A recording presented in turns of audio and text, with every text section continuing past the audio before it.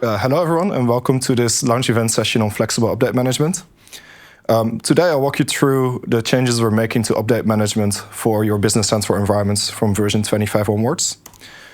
In short, we're massively increasing the flexibility with which you can manage your environment updates in response to feedback from some of our biggest customers and partners. By doing this, we're meeting the requirements of update-averse customers. So these are customers that are running 24-hour shops and don't want planned downtime every month, or customers that have extensive testing requirements that they don't want to repeat for every new version every month.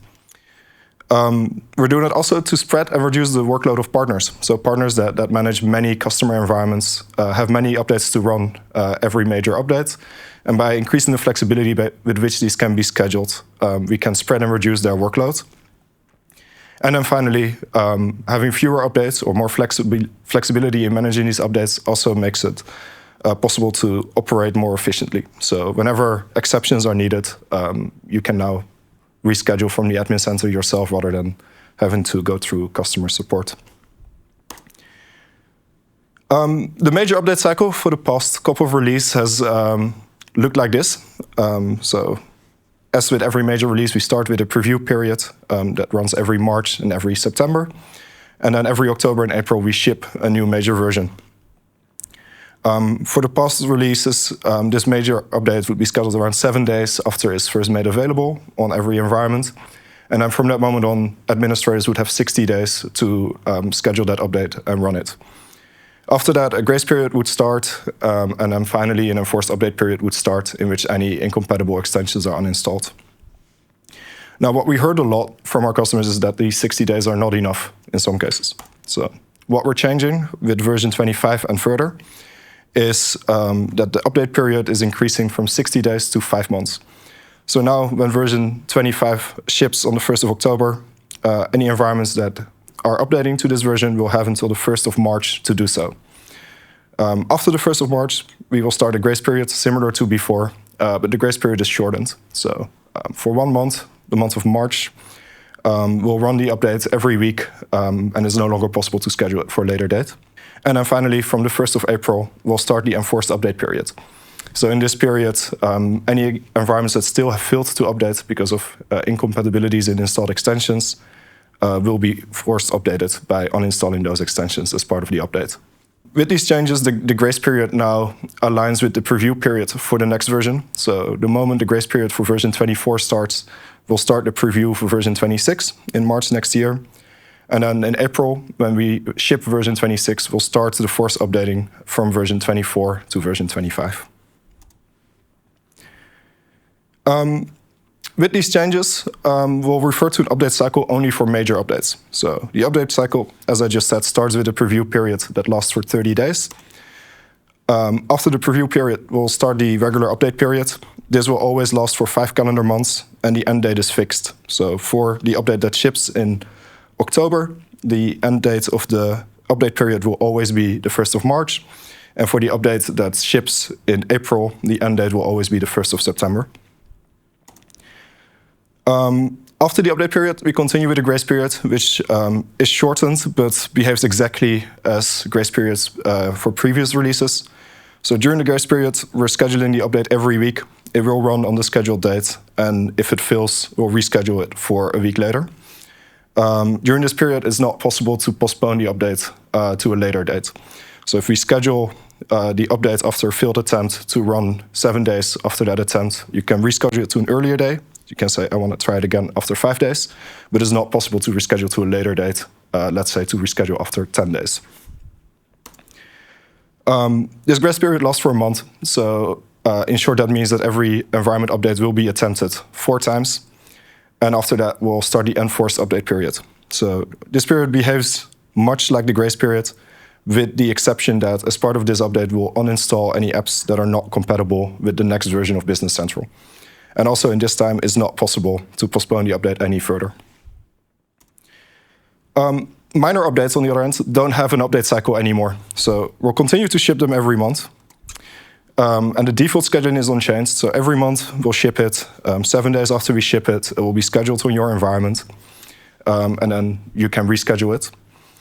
But what is changing is that you can now opt out of automatic scheduling. So we'll introduce a new environment level setting on your environment that you can use to say, I want this update to be scheduled automatically, yes or no. And if you opt out, we will ship minor updates. They'll be available on your environment to update to, but we will not schedule for you. And you'd have to take action in the admin center to get a minor update. What's also changing is with minor updates being optional, you can fall behind multiple versions. So if you don't install the latest minor every month, you could be behind a few minors at some point. What we're changing now is that if you schedule an update, you can select the target version for that update. So you go into the admin center, you say, I want to schedule an update, and you can take any version later than the version your environment is on, which makes it possible to skip some versions. And then finally, what's also new is that you can create environments on any supported version. So in the admin center, when you create a new environment, you'll be able to select any version number that we support, instead of the current behavior of just supporting the latest version. Of course, if you create the environment by logging in to a tenant that doesn't have any Business Central environment yet, we'll always create the latest. We'll always create an environment on the latest version. These changes are rolling out gradually over the course of the major release.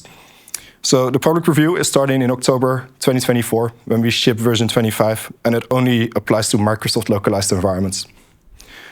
That means that Microsoft localized environments, they get a new update cycle, so they get the 5-month window. And the update 25.0, when we ship it, will be schedulable until the 1st of March 2025. Minor updates will ship, as I said before, on these environments as well. And after you've updated to version 25.0, you'll have until the 1st of September, so the end of the update period for version 25, to schedule any minor updates that you want to install in your environments. What is not possible during the public preview is to change the target version. So after you update to 25.0, let's say you want to get to 25.3, but you don't necessarily want to update to 25.1 or 25.2, you'll still have to go through those versions to get to 25.3. So you won't be able to go straight from 25.0 to 25.3, as an example.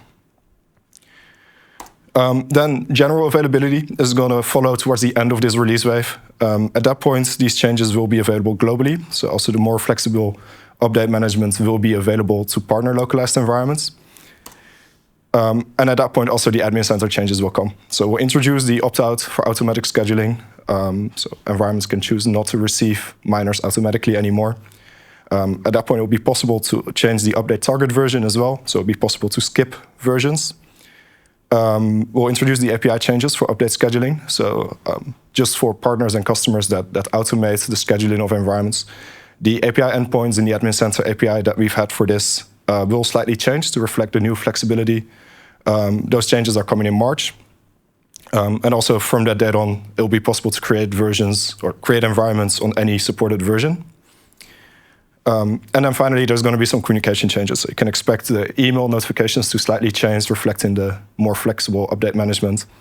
And for partners in particular that automate or alert based on the telemetry signals, these signals will also change with the properties applicable to the update. So the signals that we've had for a few years at this point are going to change. And if you've built on top of that, there's going to be some break-in changes that are going to come in March. With all of this increased flexibility, we don't think that the best practices around update management are going to change. So for most environments, the best course of action will be to install the minor update when we ship it every month and not fall behind. And so our best practices remain unchanged as well. We recommend everyone to keep environments updatable. Stay current with the extensions. Make sure that extensions installed on an environment can always update to any later version of Business Central. And it is important to stay informed on product changes. So we might introduce features that a customer really needs in minor updates.